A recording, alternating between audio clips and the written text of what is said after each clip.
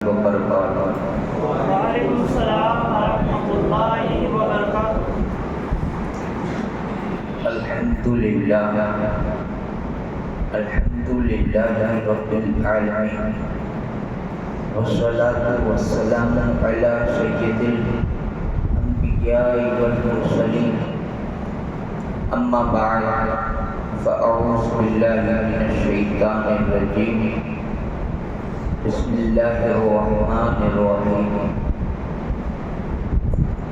وَلَا تَقُولُوا لِمَن يُقْتَلُ فِي سَبِيلِ اللَّهِ أَمْوَاتٌ بَلْ أَحْيَاءٌ وَلَكِنْ لَا تَشْعُرُونَ۔ صدق اللہ مولانا العظیم وبلغنا رسولہ النبی الامین المکین الکریم، ونحن علی ذلک من الشاہدین والشاکرین والذاکرین، والحمد للہ رب العالمین۔ بارگاہ رسالت صلی اللہ علیہ وسلم میں بلا تاخیر درود پاک کا نذرانہ پیش کریں اور پڑھیں اللہم صلی اللہ علیہ وسلم، صلاۃ و سلام علیہ صلاۃ و سلام علیک یا سیدی یا حبیبی یا رسول اللہ صلی اللہ تعالی علیہ وسلم۔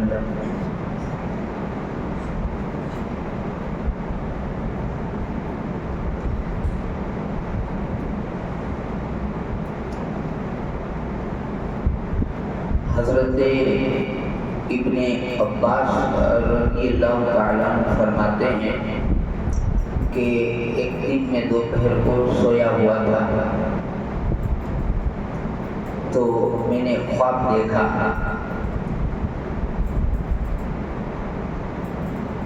کہ رسول پاک صلی اللہ علیہ وسلم میرے خواب میں آئے اور آپ کے سر مبارک، داڑھی مبارک، سر اور داڑھی کے بال غبار آلود تھے، دھول سے بھرے ہوئے تھے،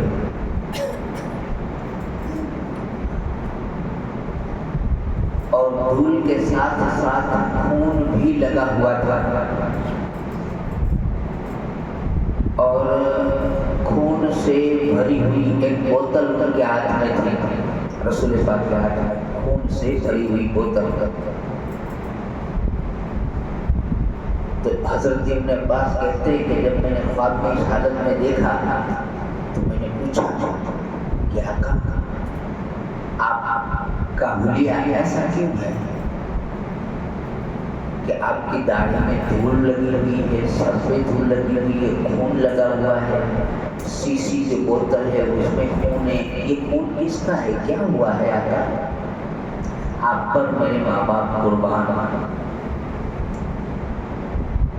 تو سرکار جہاں صلی اللہ علیہ وسلم نے آپ دیدہ مطلب کہ روتے ہوئے فرمایا کہ میں آج صبح سے حسین اور ان کے دوستوں کا، ان کے خاندان کا خون جمع کر رہا ہوں، اور اس شیشے میں حسین اور ان کے ساتھیوں کا خون ہے۔ ابن عباس فرماتے ہیں کہ میں نے یہ بات سنی تو چونک پڑا، اور جب شہادت امام کی خبر آئی تو میں نے خواب کے وقت کا غور کیا، کیونکہ بعد میں خبر ملی، ابھی تو خبر نہیں تھی، صرف خواب دیکھا تھا۔ پھر خبر ملی امام حسین اور ان کے ساتھی کربلا میں شہید ہو گئے، تو آپ نے وہ جو خواب دیکھا تھا وہ وقت اور جس دن شہادت ہوئی تھی وہ وقت دونوں کو ملایا، تو آپ کہتے ہیں کہ دونوں ایک ہی تھا۔ پتہ یہ چلا کہ ہمارے نبی جب امام حسین کے ساتھ کربلا میں جو واقعہ پیش آیا تھا اس وقت کربلا میں موجود تھے، بنفس نفس، یعنی کہ جسم کے ساتھ موجود تھے، ٹھیک، اب یہ میں نے ایک دم آسان ایک دم دھیمے سے آپ کو یہ روایت بتائی، کوئی چلا چلا کے نہیں بتائی۔ اس کی وجہ کیا ہے کہ ہم لوگ اس بات کو سمجھیں۔ ابھی میں نے ایک ویڈیو دیکھا تھا سوشل میڈیا میں، یہ ویڈیو بہت سارے وائرل ہوتے رہتے ہیں۔ سوشل میڈیا کی ہر چیز پر آپ لوگ بھروسہ نہ کریں، اور وہ لوگ ڈائریکٹ نام دیتے ہیں قرآن کا۔ تو جب نام قرآن کا آ جائے تو آپ لوگ قرآن پڑھے ہوئے جو نہیں ہوں گے، اگر ہوں گے تو بھی قرآن پڑھنے سے سب نہیں سمجھ آ جاتا ہے نا، تو آپ لوگ مجبور ہو جائیں گے کہ یار قرآن سے یہ چلو ہے نا۔ ابھی ایک ویڈیو میں نے دیکھا تھا کہ جو لوگ ایسا سمجھتے ہیں کہ پیر، ولی، نبی، شہید وہ ہماری مدد کریں گے، ہم اگر نیک نہیں ہیں تو کیا ہوا؟ ہم جب مر جائیں گے تو قبر میں یا حشر میں ہمیں وہ کام آئیں گے۔ تو یہ ایسا ہم مانتے ہیں، اہل سنت والے تو ہم مانتے ہیں ایسا۔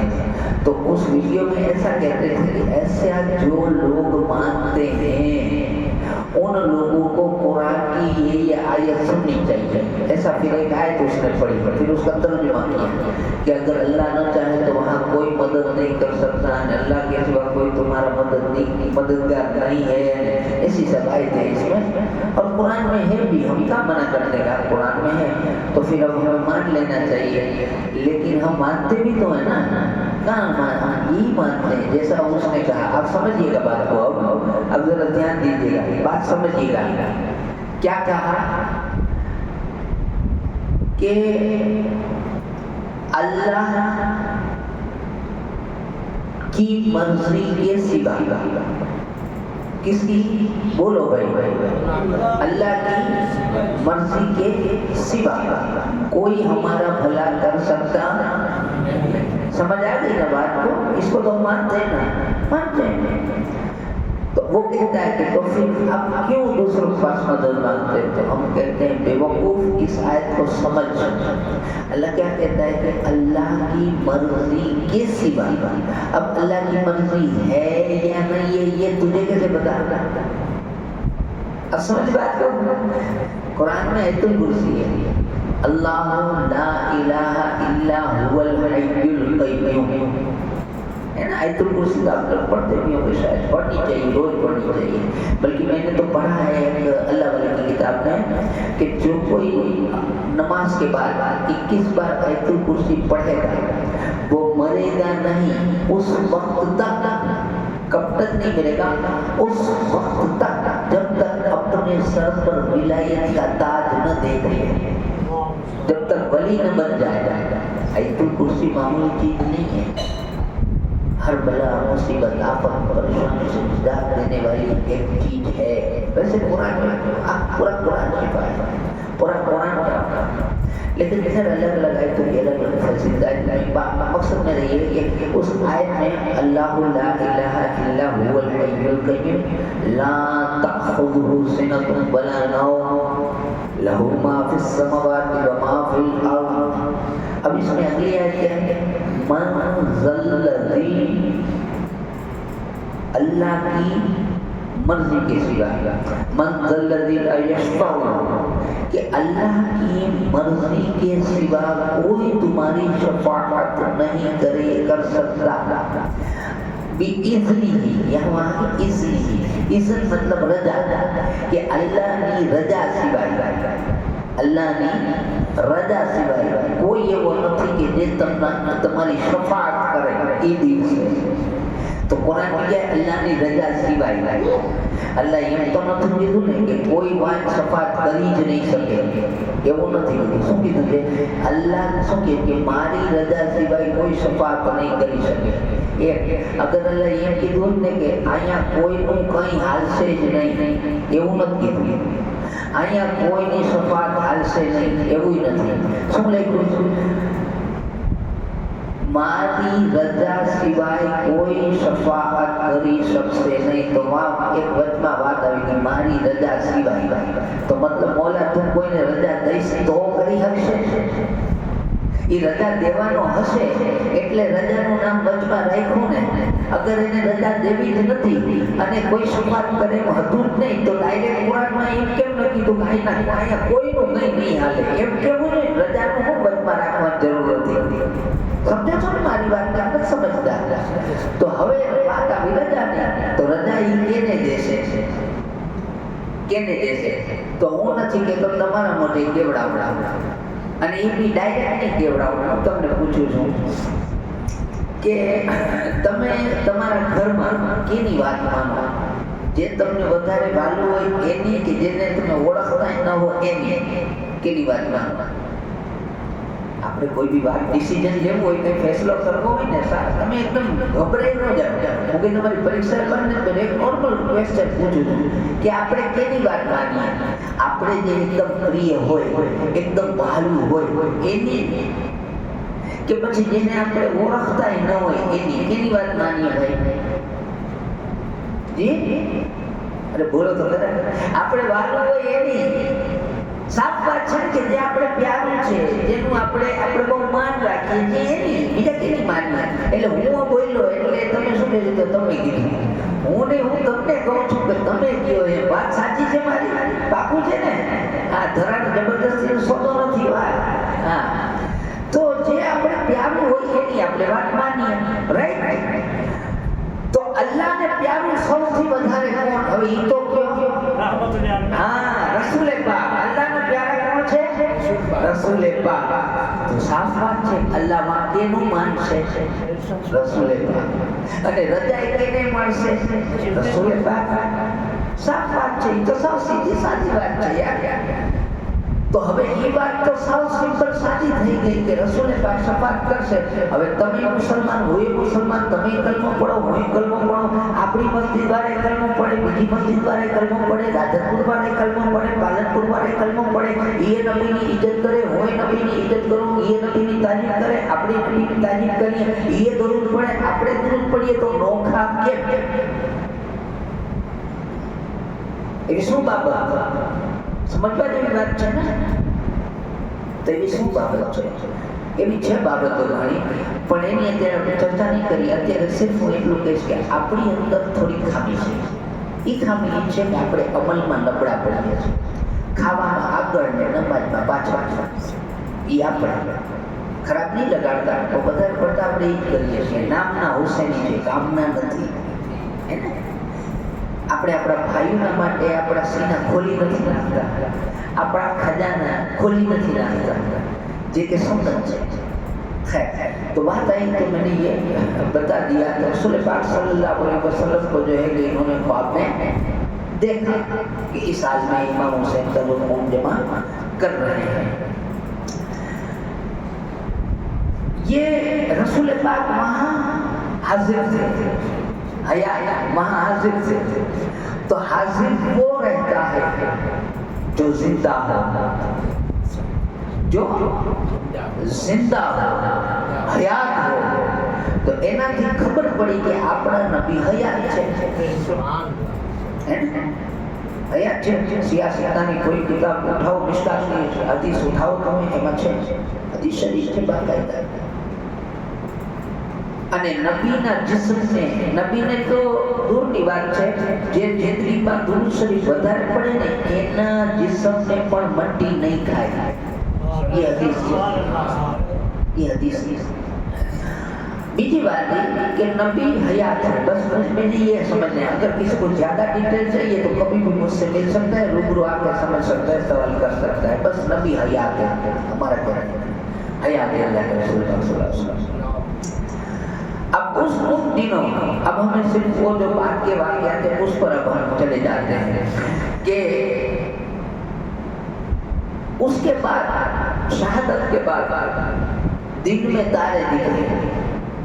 घणे माशा तो केवल में बोले मैंने तो दिवस ना तारा देखाड़ी दीधा, ऐसा बोलते हैं, लेकिन कभी किसी ने देखे नहीं है। ये જ્યારે ચકરા ને ત્યારે કોક દી કોઈએ જોયા હોય તો ખબર નથી, બાકી દિવસના તારા દેખાણા હતા। ઇમામ હુસૈનની શહાદત થઈ ત્યારે દિવસના તારા ત્યારે દેખાણા હતા। અને એ દિવસે अगर भाई بیت المقدس તો ફરતો છો ને અત્યારે જે જંગ ચાલુ છે એ જગ્યાએ જે દિવાલમાંથી કે જે જગ્યાએથી પાણો ઉપાડો ત્યાં લોહી નીકળતો, ખૂન નીકળતો. और आसमान में जो अभी शाम ત્યારે સાંજનો સમય થાય તો લાલાશ પડી જાય છે. એ લાલાશ પહેલા નથી પડતી, આ શહાદત હુસૈન પછી ચાલુ થઈ. એ લાલાશ હજી સુધી રહી ગઈ. ये मामूली शहादत नहीं हुई है, मामूली चीज नहीं हुई है. तो खैर है. और रिवायत में ये भी आया है कि जिस दिन इमाम हुसैन रज़ी अल्लाह तआला अन्हु मैदान करबला में शहीद हुए, उसके दूसरे रोज हम लोग सुबह उठे और घर में देखा तो तमाम बर्तन खून से भर गए थे. પાણીના બર્તનમાં ખૂન, દૂધના બર્તનમાં ખૂન, શાકના બર્તનમાં ખૂન, ઠામડા બર્તન બધાય લોહીથી ભરાઈ ગયા હતા. ભાઈ જંગે બદર हुई, जंगे सिफीन हुई, जंगे अहद हुई, जंगे खंदक हुई, जंगे खैबर हुई.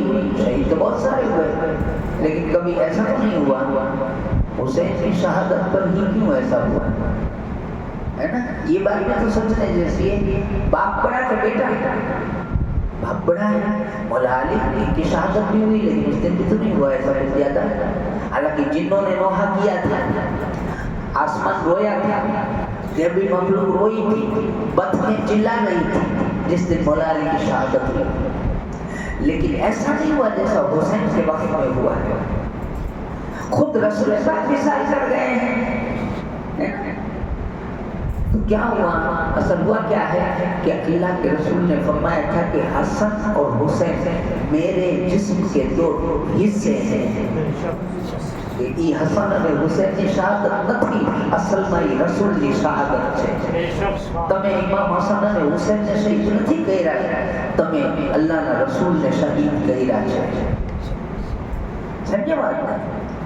અને તમે દીને મુસ્તફાની ઉપર તમે તલવાર ચલાવી છે, એને પાડવાની કોશિશ કરી છે. हालांकि हुसैन तो गिर गए, लेकिन दीन मुस्तफा को गिरने नहीं दिया. फिर इसके अलावा एक ये कबूतर जो है ना, कबूतर को कई लोग परेशान करते हैं. परेशान नहीं करना चाहिए, और कई लोग खाते भी हैं. हालांकि मैं कोई हलाल हराम वाली बात नहीं कर रहा हूँ, मैं सिर्फ इतना कह रहा हूँ कि बचना चाहिए, नहीं खाना चाहिए. ખાવામાં ક્યાં ઓછું છે તે કબૂતરને ખાય, પછી ઓલા બીમારીને બાને આમ હવા બીમારી જતા ખોટા બહાના કરવા. ખાવું છે એમ નથી કહેતો, હે બકાલા ખા, બકાલા કોઈ વાંધો હોય. एक कौम ऐसी हुई जो सब्जी खाली खाती थी. ज़ुल्फ़ मिस्री वाला वाक़या पता है, सब्जी खाती थी और मकान नहीं बनाती थी, कब्र में सोती थी खड्डे कर करके. एक कौम थी ऐसी, मुस्लिम थे वो. इनको किसी ने पूछा, ये ज़ुल्फ़ मिस्री ने कहा था कि ये तुम ये क्या इसमें क्यों सोते हो? बोले चले इसमें जाना है, जिंदगी इसमें बिता देंगे. तो कहा ये घास फूस खाते हो? तो बोले इससे भी पेट तो भर जाता है ना, तो सब क्या खाते हैं. ऐसे भी कौम थे. खैर, तो एक सफेद कबूतर वो गया करबला में, उसने करबला में जो शहीद थे उनके खून में अपने आप को डुबोया और खून वाले पर लेकर के मदीना गया. और मदीना में सब्ज़ गुंबद के गिर्द तवाफ की तरह चक्कर लगाने लगा के परों को झिझोड़ करके खून टपकाता था, जैसे वो कह रहा है कि ऐ मदीने वालों, तुम्हारे नबी का नवासा करबला में शहीद हो गया है. वो खबर देने गया था. तो लोगों ने जब देखा कि, क्योंकि एक नई बात थी कि परिंदा क्या चक्कर लगा रहा है, खून के कतरे गिरा रहा है, आखिर क्या है, कोई मोटी आफत આવી છે કે આવવાની છે, પણ ખબર તો હતી નહીં. तो सब सोच में थे कि आखिर क्या है. एक दूसरे मीटिंग करते थे कि आज ऐसा देखा, क्या हुआ होगा, या पता नहीं कुछ हुआ होगा या होने वाला होगा. तो इतने में फिर जब इमाम हुसैन की शहादत की खबर आई, तब सबको पता चला یہ جو کبوتر ہے وہ اصل میں ہمیں خبر دے رہا تھا، اشارہ دے رہا تھا کہ کربلا میں نبی کا نواسہ قتل ہو چکا ہے، شہید ہو چکا ہے۔ ایک اور بھی بنا بنی ہے،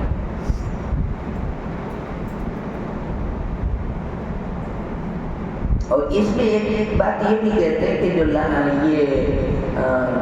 رنگ کے کبوتر، جو لوگ مدینہ گئے ہوں گے انہوں نے دیکھا ہوگا، ہم نے تو نہیں دیکھا ہے، لیکن لوگ لکھتے ہیں کہ جو سرخ رنگ کہ جو کبوتر مدینے میں پائے جاتے ہیں وہ اس کبوتر کی نسل ہے، اس کبوتر کی نسل ہے۔ ایسا میں نے نہیں دیکھا، لیکن جو گئے ہوں گے انہوں نے دیکھا ہوگا۔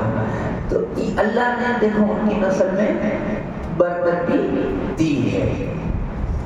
اچھا ایک بات، ایک اور واقعہ بڑا مطلب ایسا تعجب والا، آشچریہ والا واقعہ نبی کے زمانے میں ہوا کہ رسول پاک صلی اللہ علیہ وسلم، ایک صحابی کہتے ہیں کہ میرے یہاں رسول پاک صلی اللہ علیہ وسلم تشریف لائے اور چھوٹے چھوٹے جھوپڑے ہوتے ہیں نا، تو جھوپڑے میں آپ آرام فرما رہے تھے، سو رہے تھے، پھر اٹھے تو حضور صلی اللہ علیہ وسلم کو انہوں نے پانی مانگا تو ہم نے وضو کے لیے پانی دیا، اور پانی دیا تو آپ نے وضو کیا تو کلی کی کلی، اور کلی کا پانی یہ جو اس کی جو دیوار ہوتی ہے نا پتھر کی نہیں، وہ گھاس پھوس کی بنی ہوئی، اس کے پیچھے انہوں نے کلی کی اور وہیں پر پانی انہوں نے ڈال دیا، وہاں پر ایک درخت نکل آیا، جھاڑ، اور فوراً ہرا بھرا ہو گیا، بڑا ہو گیا جھاڑ، درخت نکل آیا، اور اس کے پھل ایسے تھے کہ اگر بھوکا کھائے تو اس کی بھوک مٹ جائے،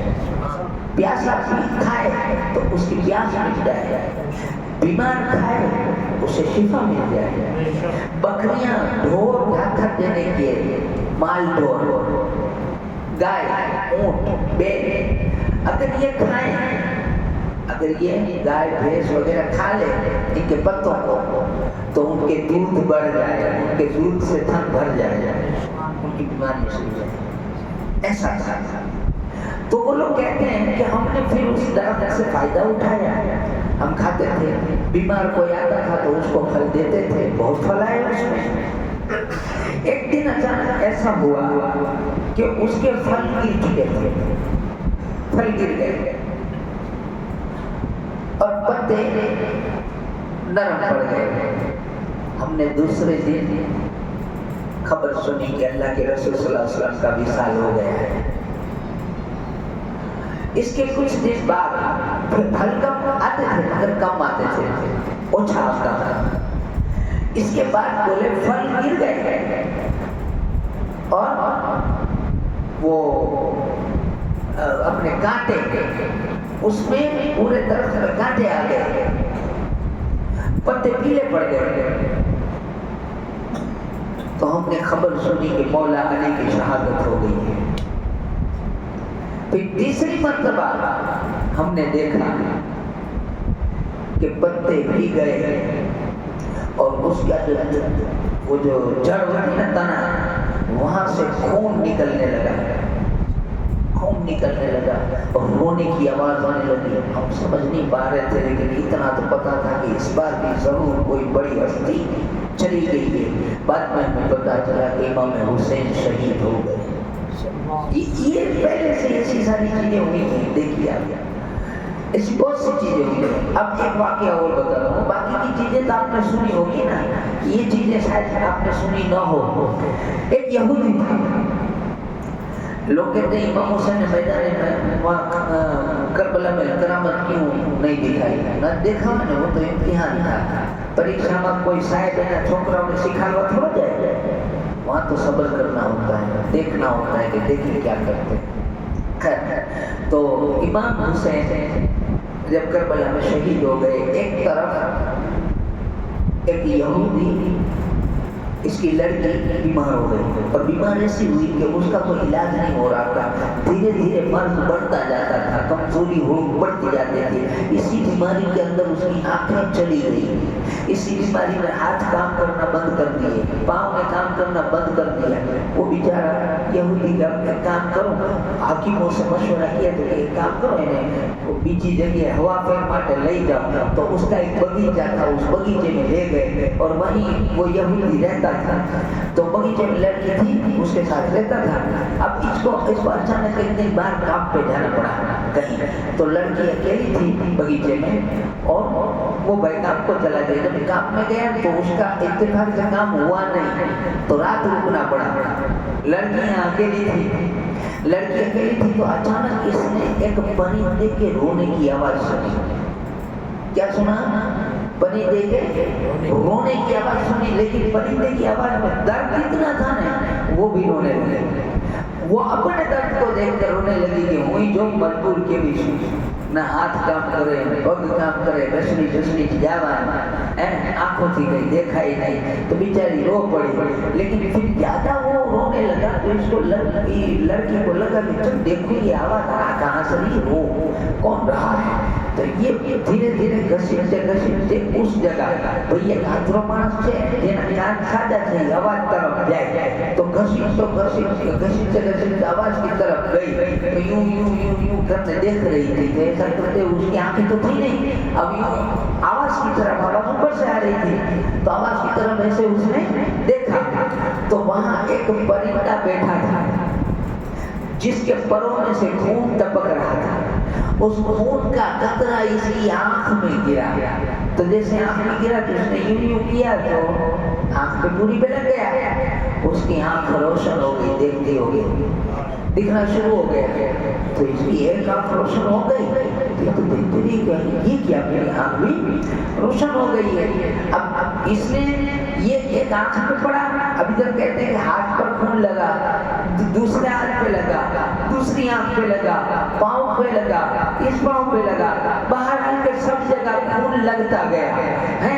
अब किस तरीके से लगा वो लड़की जाने, बाहर सारी चीजें उसकी सही सलामत हो गई और वो सही सलामत होकर के खुश हो गई और सब जगह झूमने लगी, घूमने लगी, देखने लगी। सुबह में उसका जो ये इसका बाप आया तो वो पहचाना नहीं कि मारी छोकरी तो वहाँ लूली लड़की वहाँ अंदर रखने की, तो आप आई कौन छे वहाँ बगीचा में आटा मारे छे।